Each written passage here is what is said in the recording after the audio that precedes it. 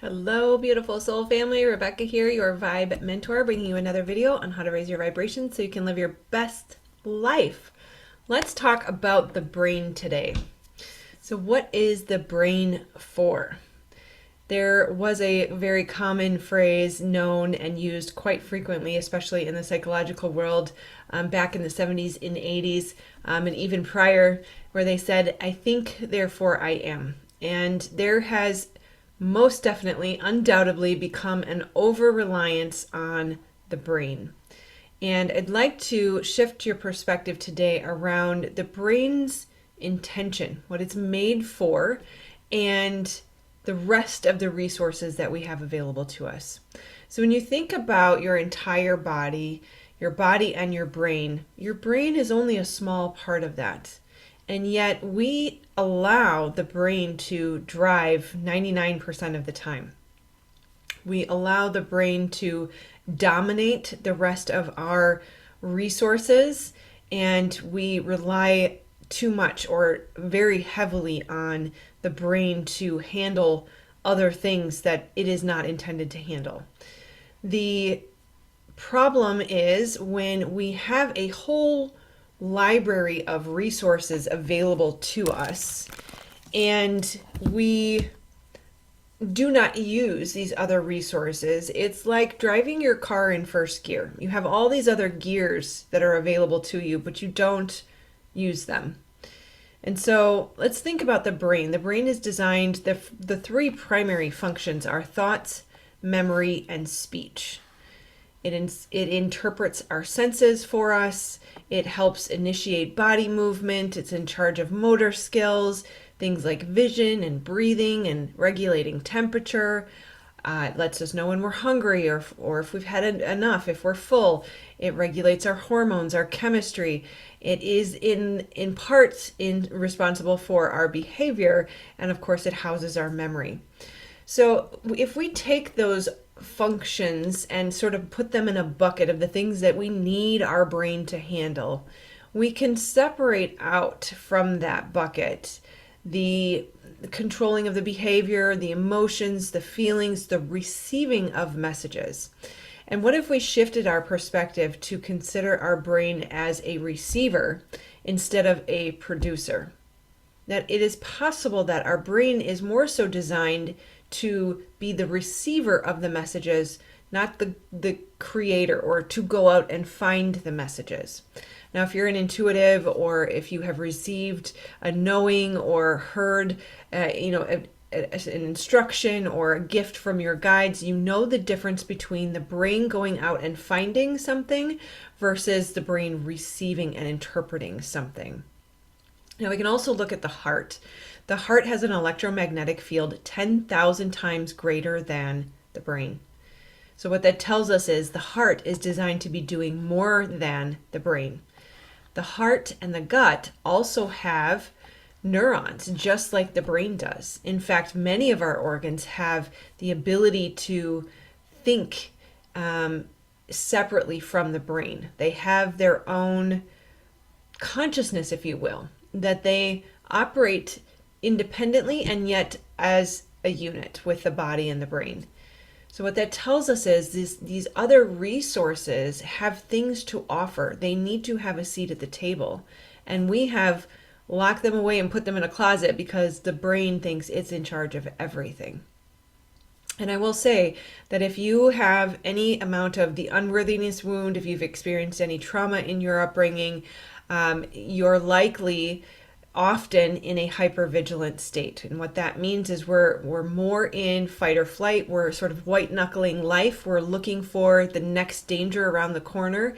And the brain is it believes trying to keep you safe, but really it's dominating and overriding resources that are available to you, and most importantly, support that wants to come in, that is literally dancing around you, waiting for you to allow it in.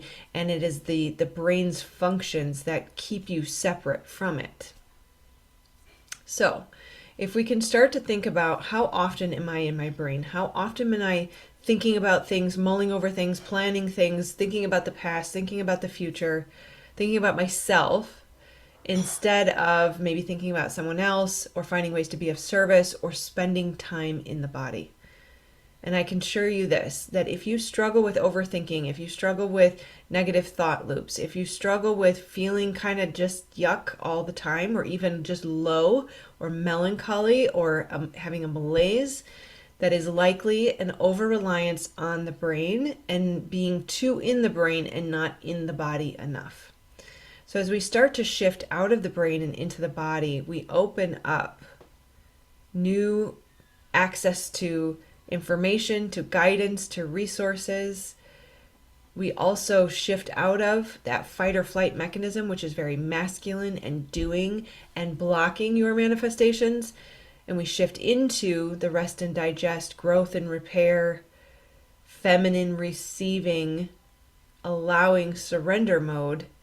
And there is so much more available to us. In fact, when we overthink things and we are hyper vigilant and we're going out and creating all these strategies to help us prevent the thing we think is going to cause us a problem, we actually create more problems for ourselves. That when you rest in the openness, the surrender, the feminine, the allowing, the rest and digest phase or system, then you actually find that life works itself out for you. That God, source, divine creator, universe has gifts for you that you never could have come up with or created on your own. You certainly could not have anticipated them or ever known they were going to come. So there is so much available to us when we get out of the brain and get into the body. It's time to start thinking of the body as the mother that holds and nurtures your soul, instead of a meat suit.